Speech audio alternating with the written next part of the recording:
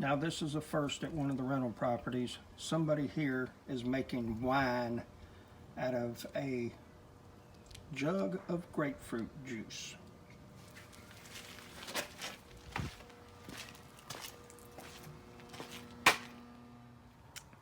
I've had this rental right here for about 12 years, and it has gone through some changes.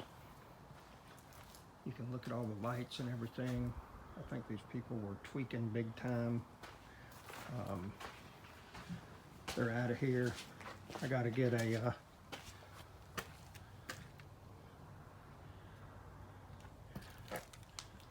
key to get in.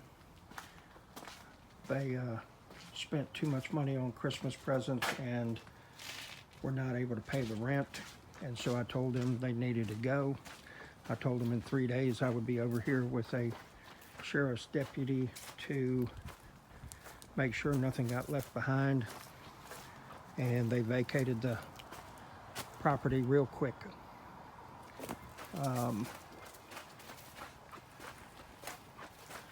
We will just have to see what all we got going on.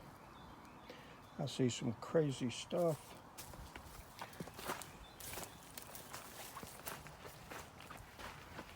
A little bit of cleanup. Certainly have seen it much worse.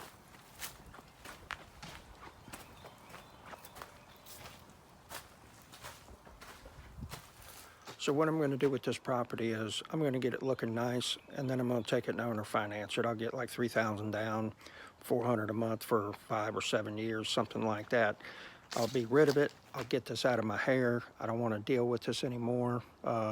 This person was on a weekly rental. It was $250 a week, him and a roommate, and the last 2 weeks they've been late and paying rent, and I figured something's going on. The guy that I rented it to, he's about 40 pounds less in weight than when I rented to him about 6-7 months ago.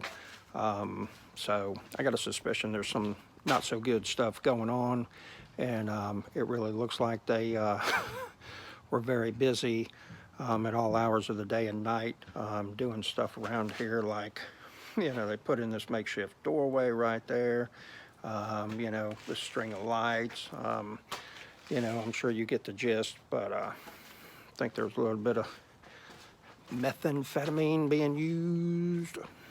So, but they're gone now, so that problem's no longer mine to deal with, which is a good thing. So there you have it, folks. We got homemade wine, we got meth being made, or who knows, you know, I mean, you just never know with these situations, and I still haven't gotten in yet. But they did say, hey, we're going to be over there and we'll get the rest of our stuff. And I said, well, I'll get by there about Tuesday, and whatever's left, I'll just haul away to the dump. So a lot of times people like this, you just have to give them a boundary and say, at this time, this is what's going to end up happening. And because if not, they keep on dragging things out and won't fulfill what they say they're going to do. So luckily, this didn't turn into me having to go spend $500 with the courts to file an eviction to get them out. They voluntarily left. But usually when people are engaging in behaviors that they probably shouldn't, when you say, I'll be back with sheriff with a canine dog to check and make sure nobody's come over and left anything they shouldn't have, because I know you all aren't doing anything, they kind of get the picture. That's just old landlord trick. So, you know, I don't want no trouble. You don't want no trouble. I just need you to hit the road quick. So that's a eviction getting wrapped up right there.